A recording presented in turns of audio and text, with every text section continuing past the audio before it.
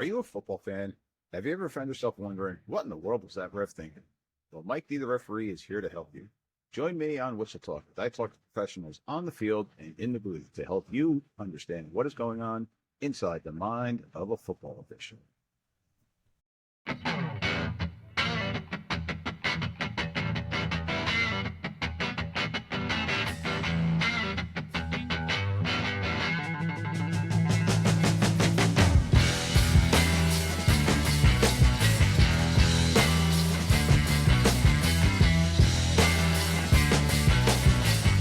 All right, ladies and gentlemen, welcome back to another episode of Whistle Talk, where we dive into the world of sports, coaching, and everything in between, talking about officiating. But before we begin, if you are enjoying the show, please, and you want to keep up to date with the latest insights, take a moment, hit those like buttons, hit that subscribe button, share the podcast with your friends and fellow sports enthusiasts. And if you need to reach out to me, myself, you could reach me on my social media, Mike D, the referee, on Twitter, Instagram, on X, Instagram, and at Mike.D.the.referee on TikTok. That one's a pain in the butt to say. And then you can always find the Whistle Talk podcast on Facebook and on YouTube. Your support definitely helps out with that algorithm and getting the word out there. So let's get started with our show, and more importantly, introduce our guest that we have today. Today, I'm lucky enough to have head coach of Iona Prep coming out of New York State, Coach Joe Spagnolo. Coach, good morning. Thank you very much for taking the time to join us today. How you doing? Good morning, Mike. Thanks for having me. I'm excited to talk some ball with you. Cool.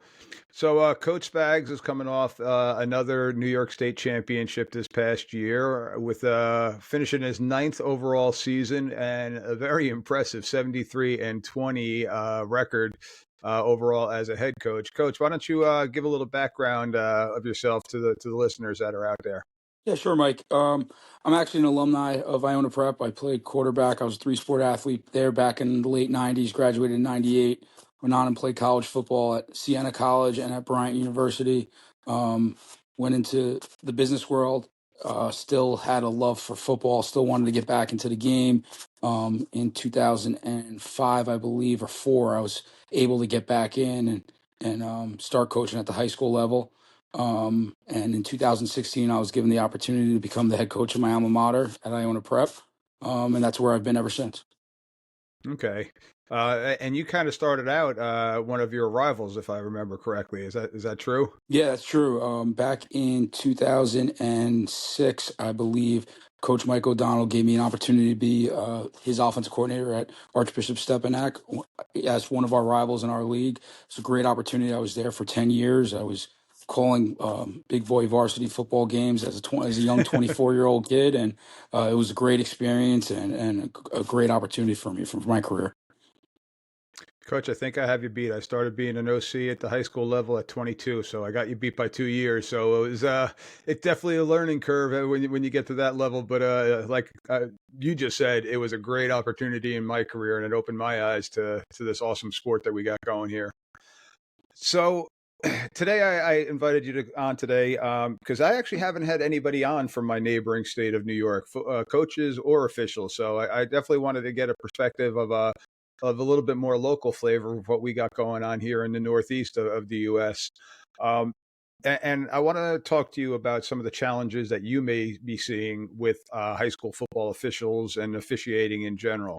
How are things going in New York in general overall? And I don't want you to put a bad name out there for the officials that are listening, but just in general, how are things going numbers wise and things like that in state of New York? Yeah, I think all youth sports are struggling to get people to contribute, whether it's coaches or officials or just volunteers in general. It's not easy post-COVID. It seems like a lot of people moved out of the region. A lot of people kind of changed their priorities. It's made all of that stuff more of a challenge and more difficult. I feel like every year we get further along, we're getting more and more back to where it was pre-COVID. But yeah, it's definitely a challenge. I mean, we're spoiled, being in the AAA division of our league and playing a lot of high profile games. We get unbelievable crews week in and week out. So, I don't really have anything but positive things to say about the refereeing we have in our neck of the woods. But I know it's a challenge for you know our signers and just our governing bodies to make sure we have enough officials covering games on a week to week basis. Yeah, and you mentioned that about getting great crews, and it is something that we have discussed here on my show. Because some people feel that there is kind of a bias from the assigners the assigners giving specific crews the bigger games, and I'm going to be upfront. It's typically true because it's a high profile game. Um, they don't want to put a crew on there that could potentially have a major impact in the game. As much of an impact as we already do have in the game. And hopefully it's not much of an impact, but we are the third team that's out there. So it does happen to a bit. And there are standards and stuff like that in order to get the bigger games. For the Jersey people, I know that this year you played both Del Barton and Bergen Catholic. Am I correct in that? Were those games in Jersey or were they up in New York? Yes, sir. We played both of those games, both of those programs. We played at Del Barton, and Bergen actually came to us. We had a home and home with them, and we finished that up in New Rochelle this year. Okay. So when you were in New Jersey, you had a New Jersey crew. When you were in New York, you had a New York crew. Am I correct in thinking Yes. that? Hmm. Now, what size crews do you normally get for your games for a regular season game? Typically, we'll get a full staff. We'll get I believe five on a game, and then we'll have based on where you are, what field you're playing at. You could even have someone doing the clock live as well. Okay, so typically here in New Jersey, we're typically a six-person crew. We've actually advanced from the five to the six, plus having the clock operator, and we try to get our own chain people, but that's still up in the air. A lot of times you do get the parents that are still working the chains, but usually they're seasoned parents, to say the least, if they're working the chains. But we're typically a six-man crew or six-person crew, I should say. Um, but there are still a couple games with the five-person crew, and then as we move along in the playoffs, we go to the seven-person crew. So we get that extra one, kind of getting it closer to the college game as best that we can. Um, so you got a very high profile program. As you mentioned, you're playing high profile teams in New York and also in New Jersey. Parents can't always be happy with calls that are being made. How do you, as the head coach, deal with your parents when there's a call that goes against Iona Prep in one of those high profile games, and they think that, especially playing in Bergen Catholic, you're playing in a different state. Oh, homered officials, different things like that. How do you work with your parents and with your players when stuff like that starts happening? First off, let me say this: we've played in New Jersey each of the last 4 or 5 years. We play at least one Jersey team a year, sometimes two, and we've never had a bad crew. Like all the officiating we've seen, even on the road, has been really, really solid. No complaints, no homer stuff going on from our standpoint. But you're right, the parents do overreact to calls, especially when they impact big plays and stuff like that. What I've learned, and I'm doing this for a while now, is losing your mind is an easy thing to do, but it doesn't help. Yeah. All it does is rev your sideline up. It revs the parents up more. They're looking at you. You're better off just having a good dialogue, starting with your sideline official. Most of them are mic'd up now, so you can get your message to your white cap without running out to the hash and screaming at them. And that's probably the biggest adjustment I've made as a coach, because when you see something you don't like, instead of going through the chain of commands, you want to go right to the horse's mouth sometimes, and it doesn't help. So it's taken me a while to learn that, and my coaches will get on me if I don't follow that. But I think I've done a lot better job through the years with that stuff. And ironically enough, and it's funny you mentioned that, 99% of the time, it's not even that white hat that's throwing that flag. I mean, I know our white hat very rarely throws a flag in the game, but it's us on the crew, me being an umpire or short wings, deep wings that are throwing it. But they're the one that are signaling the penalty, so they're the one that take the brunt of everybody getting on them. So yeah, it is kind of funny that you say that. Um, but now, so with that, trying to focus a little bit more on the parent aspect of it, because it sounds like you're doing a good job of maintaining your cool to the best of your ability. Because I mean, I get it as a former coach. It's an emotional sport. Sometimes you get revved up and you're looking out for the best of your players. Sometimes the parents don't truly know the rules and things like that. Do you do anything like preseason wise, talking with the parents about the games and what possibly expectations you may have with them as the season goes on? Yeah, I mean, we have a preseason parent coaches night, and I make sure every year I hit on just game day behavior in general. You know, how we address the opposing team, how we address the opposing team's parents, how we address the officials, our coaches, our players, and just making sure that whatever's coming out of our mouth is productive and not, not negative or malicious intent. And for the most part, our parents do a really good job with that. They're very supportive. They come out and support us. They're loud. You can hear them, which is great. And for Oh the yeah. most part, probably 85 to 90% of the things that come out of their mouth are positive and in the right spirit of the game. No, that's awesome to hear. I will say that it definitely has gotten better all in all, but some games it's a little bit tougher than others, especially when either the game starts going sideways. You got a running clock early in the game or something like that. Well, not early in the game, right after halftime, but things like that. Sometimes the parents get a little bit annoyed, and especially late in the season, if you're getting a game that's like that too, at times to get difficult. Um, Now, how do you work it with your players? You see one of your players kind of getting emotionally fired up. You're seeing the officials talk with them. How does it work with you? What is your philosophy with your players and the officials? Yeah, we tell our players to come tell us off the sideline. We're lucky enough we're a two platoon football team, so our guys are always coming off the field after a series is over.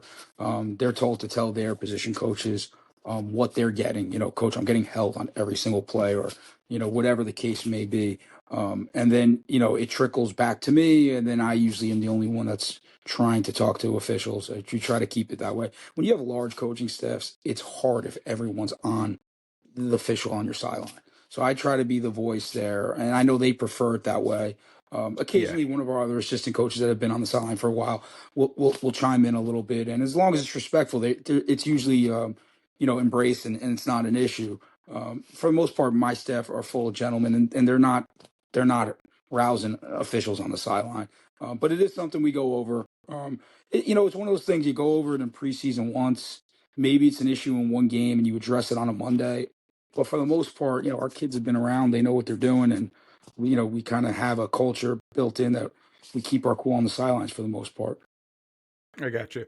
Now, do you have your kids talk to the umpire or something and say, "Mr. Official, I'm being held 73," different things like that? Do you have them? That's a good question. Excuse It me. really depends who's on the crew. There are definitely refs that have reputations for being more interactive with the players, and then there's ones that just really don't want to hear much. If there's good, healthy dialogues going back and forth, and they're communicating with the refs on their own, as long as it's received the right way, we don't say Hmm. anything. If it is a ref that we know is going to literally call a flag every time someone opens their mouth, then come back to us with us, and we'll give it to them. Gotcha. And that's probably the better rule of thumb to have in place. But there are refs that actually want to have dialogues with your kids, and they know it. Like the kids will tell us, like, "Oh, we got this guy today," "Oh, he likes to talk," like they know, And in our league, it seems like there's definitely, if we have 7 home games, you're probably going to see guys 4, 5 times, at least 3 times sometimes on the bigger games. So you're going to get some repetitiveness. You're going to get some familiarity with the refs. I think that's actually a good thing because I think it's good for officials to kind of know how your guys play and what you do, and it only helps. I think it doesn't hurt. I gotcha. That's actually an interesting point you bring up because in our association, we try to limit the number of times we have the same team. We're still trying to build crews, so there are times we will have the same team, but usually it'll only be maybe 2 times during the season at a maximum. It's very rare to have the same team 3 times because some because of the different challenges, we don't want to feel too comfortable with the coaches. Some of the coaches and some of the players start thinking we're friends and things like that, and then the other team hears the interaction. If they don't know, if we haven't worked them before, because I am a verbal official. I like to do a lot of preventative officiating at the snap of the ball. I'm an umpire, so I'm in the middle of the field. And the snap of the ball, I'm spitting my whistle out because I'm calling dead ball penalties where I'm blowing the whistle. Other than that, I'm not killing a play for forward progress or anything like that. So I'm in there talking in the scrum, in the pile. Hey, help each other up, use the ground, all those other different things.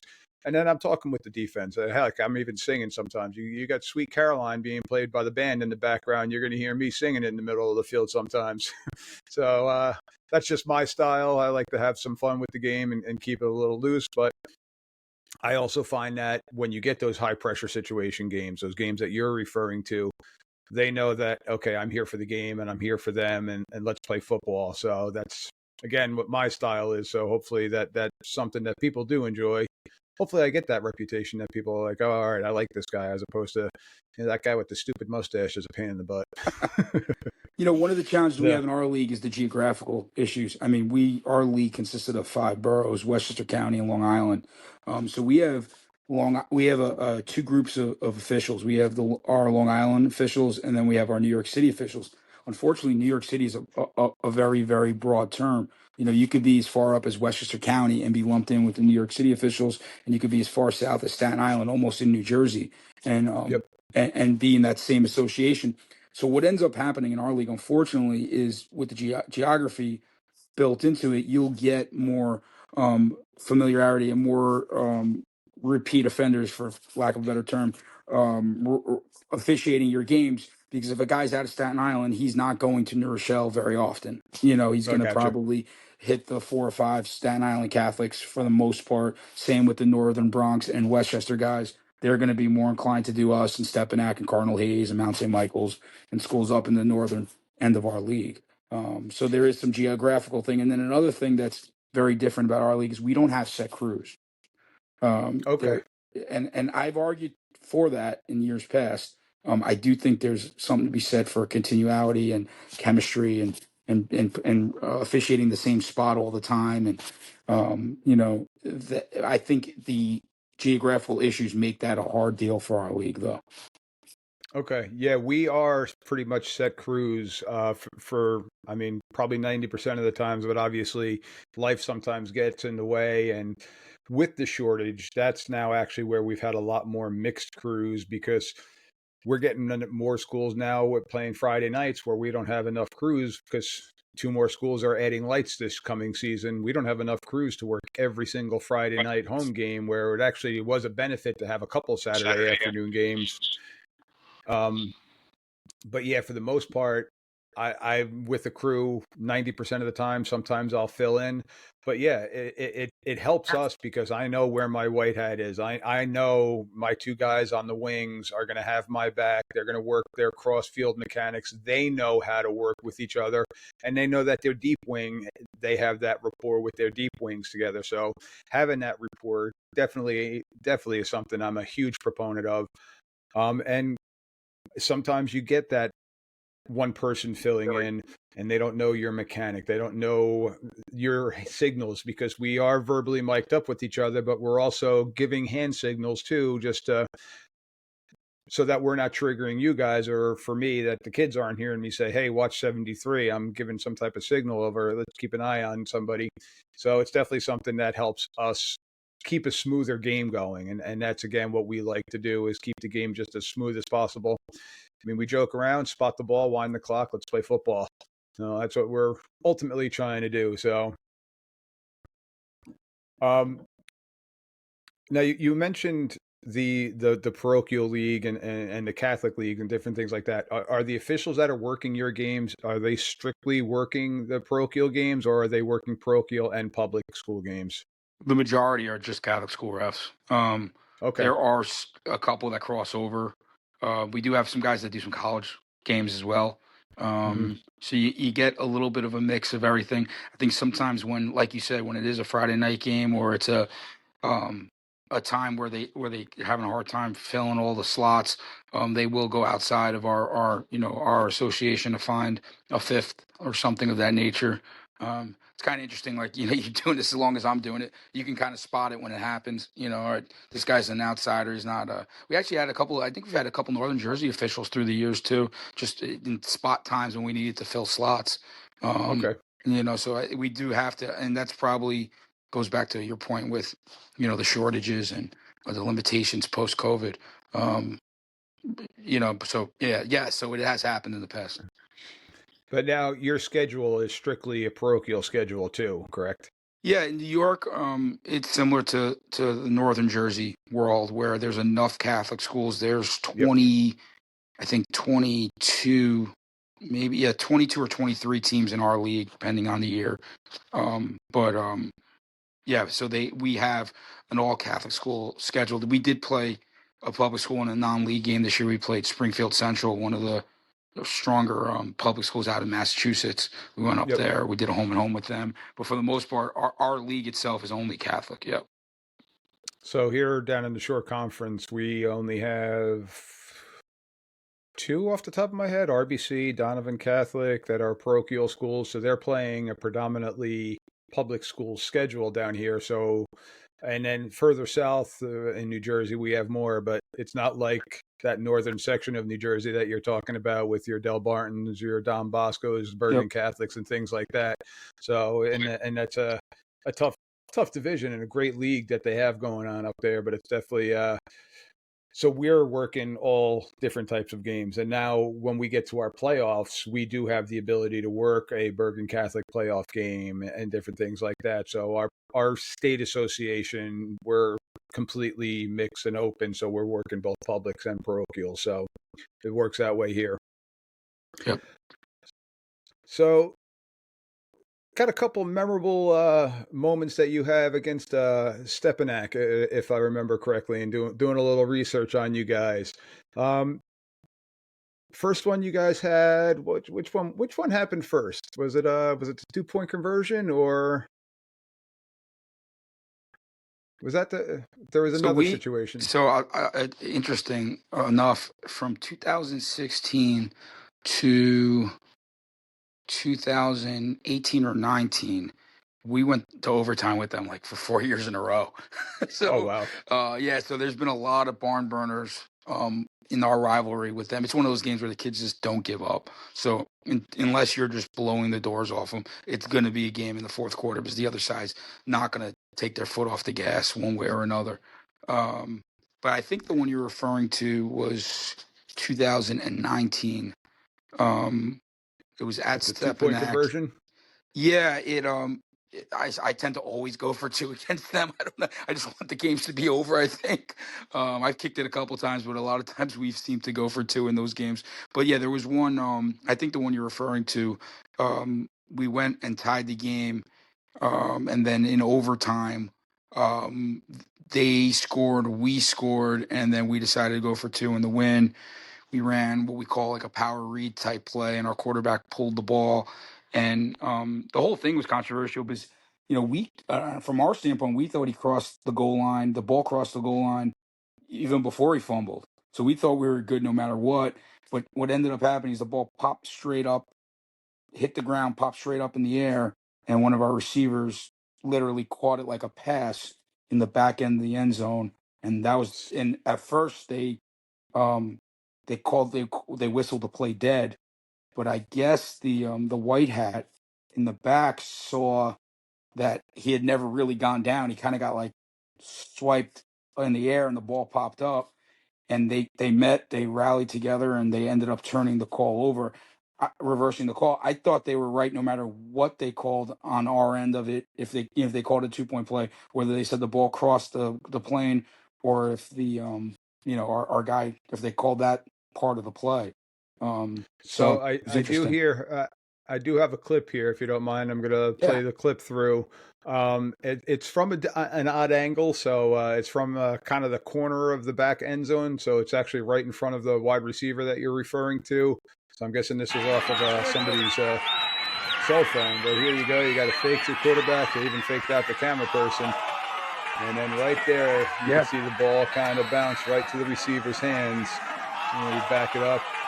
See if I can get a little bit slower. You see the quarterback reach, and the ball bounces right to the receiver's hands. Now, this is on a 2-point play. So the bounce, I mean, the fact that you got that clean of a bounce even on the turf is one thing that's just amazing in this sport. But gonna let it play through because it does show the officials here at the end.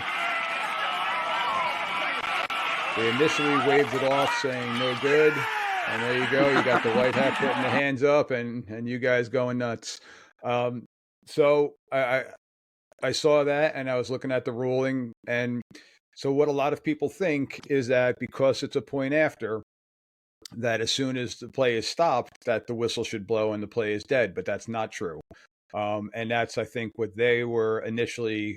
Now, I can't speak for the officials at the time, but on a blocked extra point, say you're kicking it on a blocked extra point, the play is going to get blown dead when we know that the blocked team, the defense, gains possession of the ball.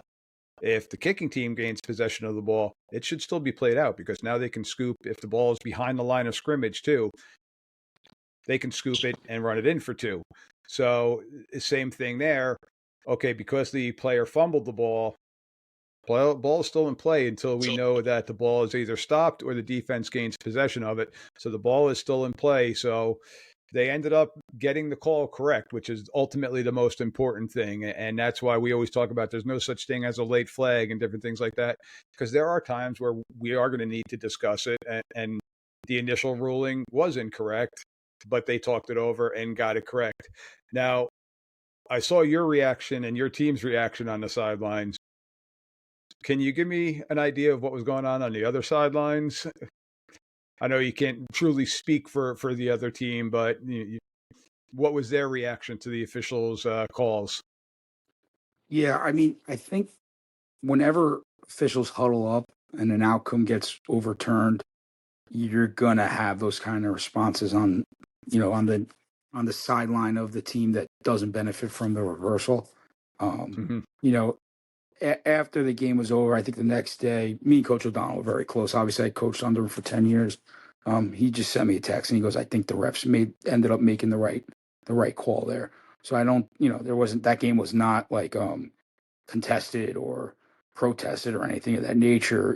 I think, um, you know, it's funny, like when I'm around CYO basketball or I'm around any of my son's sports, I always tell the young kids refing, like, just be definitive with your call. Get it out right away.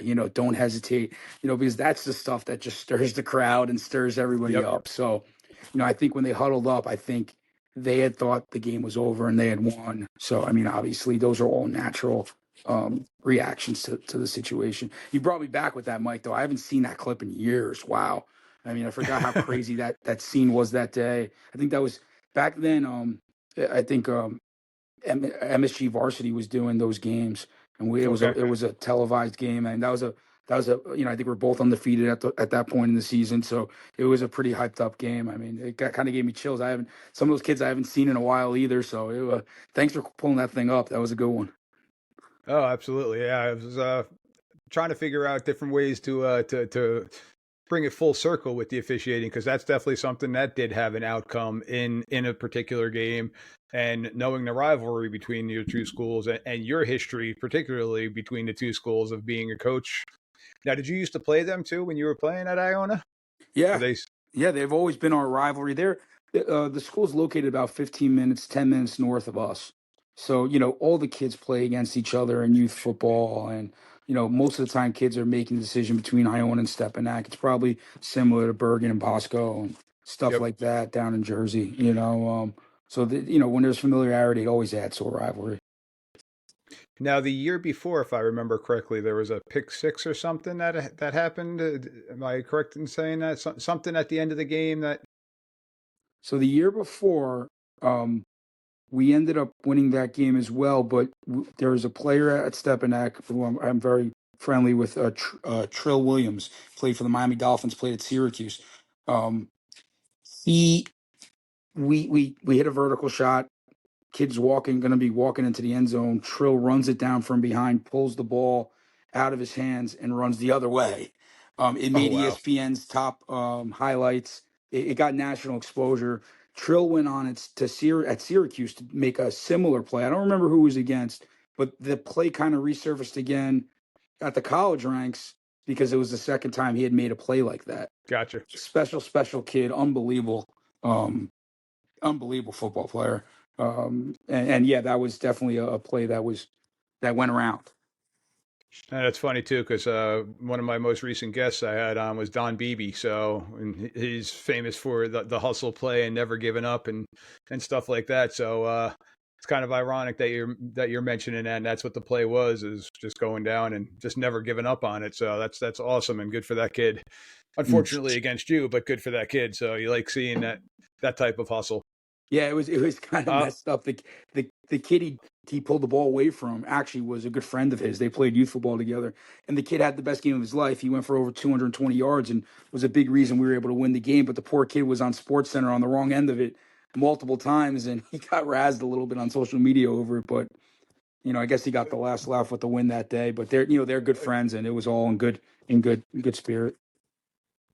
See, I love hearing stories like that, especially when they're the friends and stuff like that, because you always like to have that little barb that you can get to your buddies here and there. But he did have the ultimate last laugh because you got the W, but he can always hear that one when they're 10, 15 years down the road having a beer together. It can be brought up. So Yep. it's always good Yeah. experiences like that.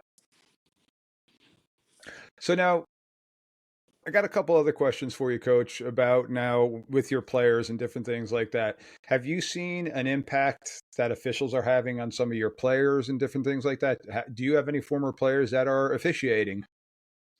I don't have any former players. I'm at the age now where I do know some of the officials from growing up and playing sports with them and whatnot. Our league does a pretty good job. Like anyone who went to Iona, for instance, would never officiate an Iona game. There's a couple Okay. Chaminade refs as well out in Long Island I know of that were friends of friends. I know they can't do Chaminade games either. Um, so yeah, we do definitely run into some. None of my actual former players that I know of are officiating yet. Um, I would encourage them to if they want to get around the game. I mean, one of the great things about officiating is there's so many qualified, great people that can get involved in youth sports, but unfortunately, at the high school level, the time commitment makes it impossible. Like, not a lot Yes. of people have the ability to get out of work at 3 p.m. and be on the field from 3 to 5 or whatever it is every day. But in the officiating world, you kind of can make your schedule a little bit. The times are after normal conventional work hours. So it's a way to get involved in the game and impact kids and still get a feel for it. It's probably why you migrated into it. I'm just assuming, obviously, but and I You're would encourage 100%. any of our guys that want to get involved in the game and can't coach to go down that road. Obviously, yeah. No, you're 100% correct. My main impetus for switching from the coaching world to the officiating world was my kids. My schedule. I'm a school teacher.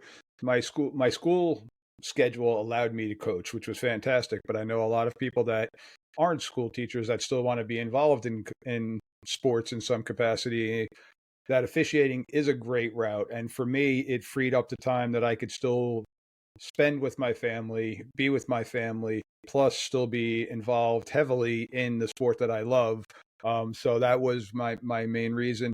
I was coaching typically an hour away from where I live, so the commute was starting to get a little bit much.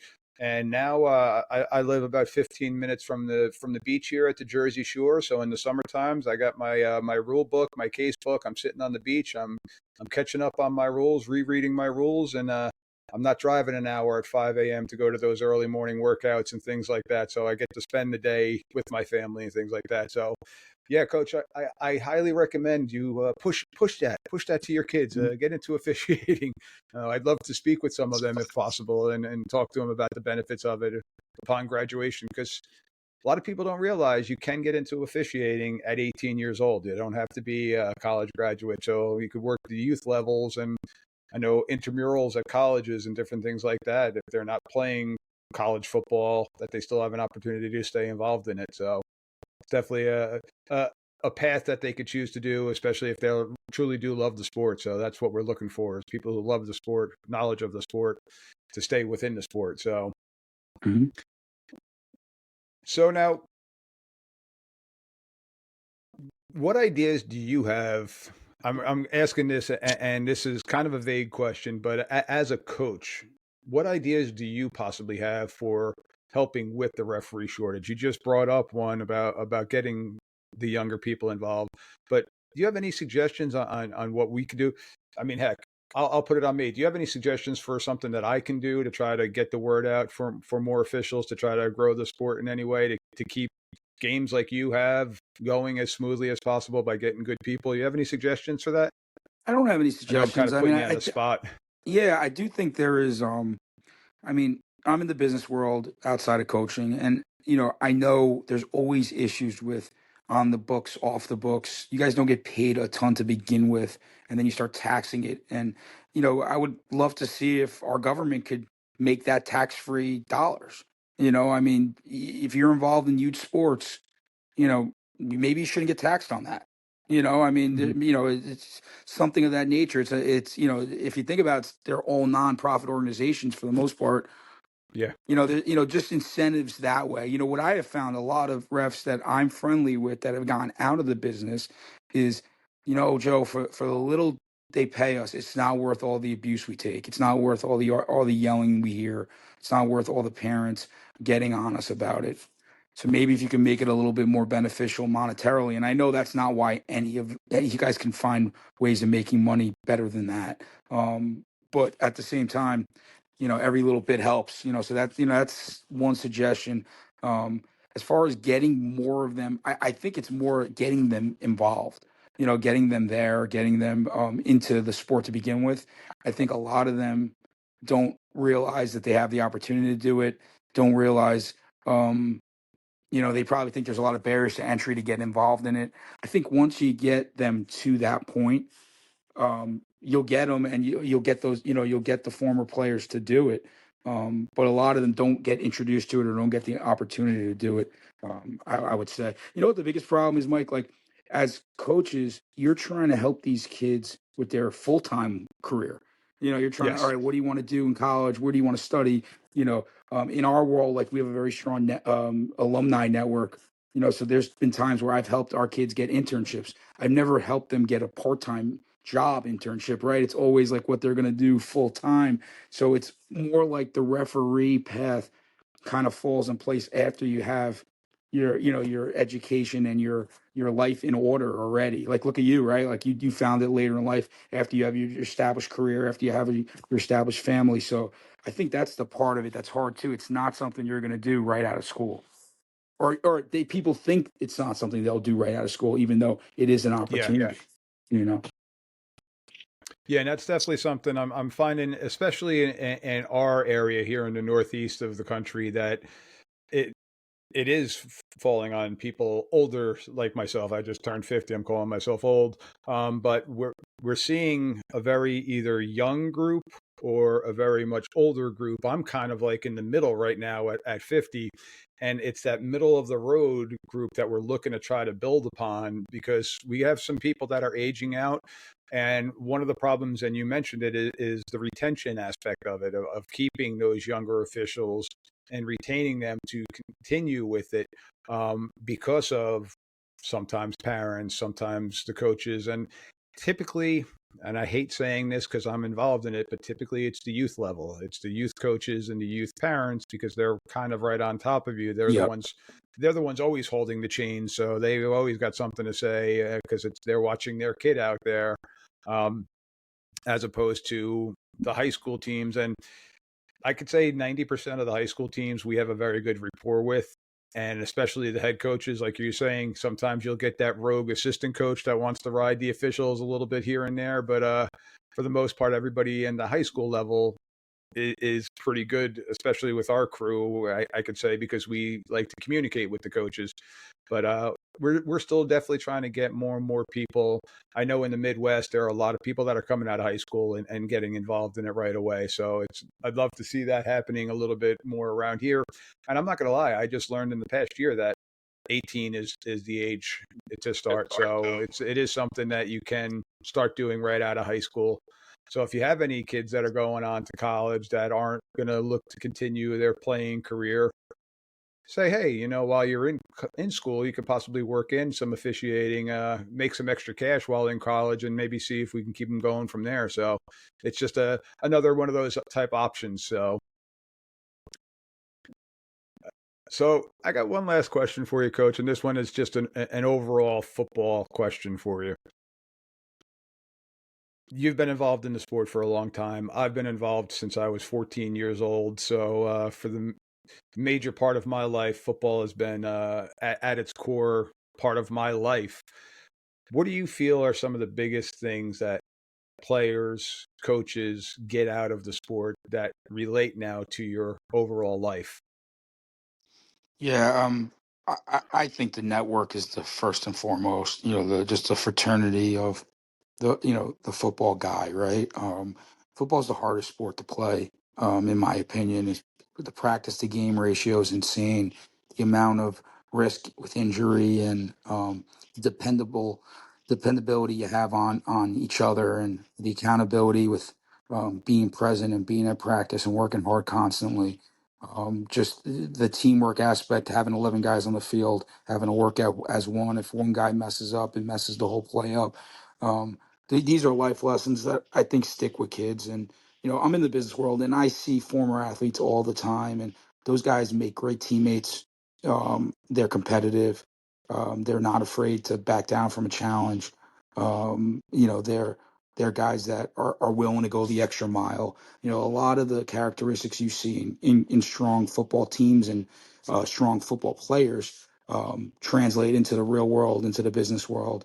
And I think at the end of the day, um, you know, that's what employees are looking for. They're looking for um, people that are going to be accountable, people that are going to be team players. So the network, I think, is the biggest thing. Memories. I mean, everyone remembers their big high school football games. It's a special time in their life. Just climbing the mountain, right? Being a freshman and working your way up to varsity and becoming a senior. And I know we do a really good job of glorifying senior year here because you made it 4 years in the program. So I think there's endless amount of things that you can take from playing football. And it's a tough world now because a lot of parents won't let their kids play football.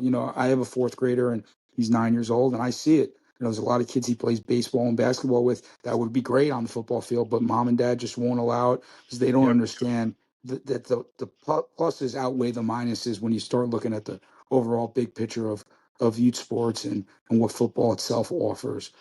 So that's a sad part of what's happening in our neck of the woods. But the kids that do play, they get tremendously close and they learn a lot from it. And the relationships, I think, last a lifetime.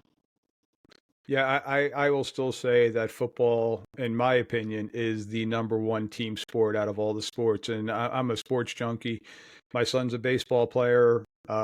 He pitches when he's on. He could be lights out and shut the whole team down, and it's his game. When he's off, he's got to rely on his teammates at that point in time. But it does have the ability to have one player dominate the game. My son also plays basketball. Same thing. You could have one scorer who's just lights out, and they can just be the entire game and be the entire team. Where in football, one guy misses a block, it's screwing up. You could have the greatest tailback in history. He's not going to make all 11 defenders miss every single time. So it still is the greatest team sport, in my opinion. And all those life lessons that you're talking about, the teamwork and learning how to deal. I mean, your record, you're 73-20. So you've dealt with adversity at least 20 times in your life on the negative side of the game. So learning how to deal when things don't go your way is another life lesson that a lot of kids need to understand because we're in a society now. If things don't go our way, well, you're getting a phone call from mom and dad sometimes saying, how come my kid is not starting? How come my kid's not getting an A and different things like that? And how often are you seeing that in the business world that if they're not doing the job, mom and dad are calling you up to complain in the business world? How come they didn't get their promotion? So it's a way that they can learn how to deal with adversity and different things like that and grow as human beings. And I think that's a great thing about our sport, and that's why I want to keep growing our sport. And in order for our sport to keep growing, we need to keep growing with the officials because without officials, unfortunately, we don't have games. We just have practices. So want to try to get those games out there and keep having them play. So, Coach, great stuff. I appreciate you taking the time out today. I know you mentioned you're on your way down to the Pinstripe Bowl today down in the Bronx at Yankee Stadium. So, as a diehard Yankee fan, go enjoy it. Hopefully, the weather clears up for you. Um, Once again, Coach Spagnola, Iona Prep. Coach, if there's anything in the future that I can do for you, please feel free to reach out to me. If there's any questions that your players may have, if you have anybody that's interested, feel free to reach out to me. And again, ladies and gentlemen, if you are enjoying the show, hit me up. Any questions, Mike D, the referee at gmail.com is my email. Coach, thank you once again. Merry Christmas. Happy New Year. Appreciate you taking the time today. Mike, thank you for having me. It was a lot of fun. We definitely need more officials and more people in our world like you that are all in and supporting what we're out here trying to do. So thank you for that, and happy New Year. And I'm sure we'll cross paths again at some point. Absolutely sounds good, Coach. Thank you. Thank you.